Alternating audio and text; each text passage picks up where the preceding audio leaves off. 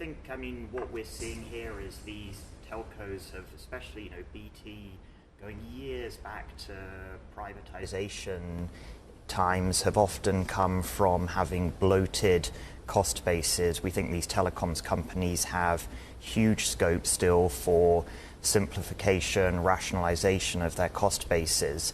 I think between the two, though, you have a slightly different story. So BT right now is engaged in a very large fibre deployment program in the UK. That program will naturally come to an end towards the end of the decade. So at that point, as networks move towards fibre networks, these businesses will need fewer employees as they have more efficient businesses. So I think for BT, there is a very tangible driver behind a lot of those job reductions. For Vodafone, for them, they are coming from, I think, a slightly weaker position. They have been struggling on the top line, as you alluded to, some problems in Germany. They need to work hard to try to simplify their business. They've struggled for a long time to sell the story to investors that there are benefits of being a pan-European player, and they now need to deliver on that. Interesting. What about the macro here? You talked about the fact that many of these telco companies have huge capex spending plans, and a lot of that is financed by raising bonds or debt issuance. In a rising interest rate environment, what does that do to their cash flows?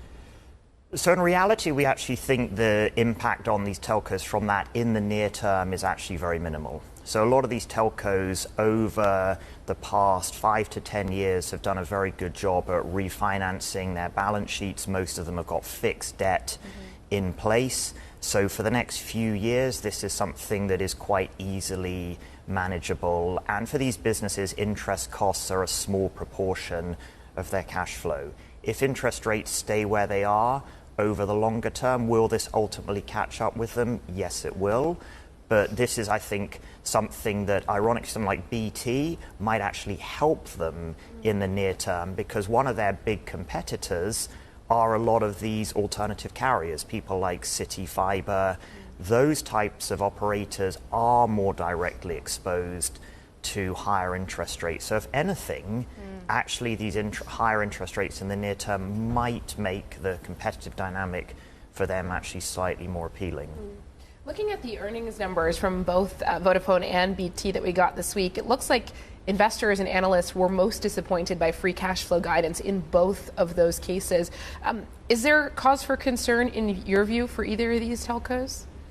So I think well, let me step back. I think you're absolutely right. All the operators, it's not just BT and Vodafone this week. It started, across the Atlantic with AT&T, with their earnings a few weeks ago, that right now a lot of these telcos have seen free cash flow pressure, sometimes because of working capital issues, and investors right now are punishing telcos for missing on that number.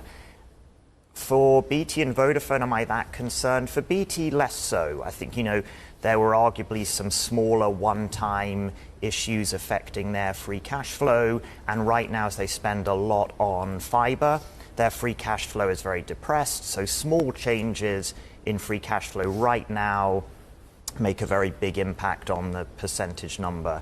However, longer term, I think their free cash flow outlook looks reasonably visible.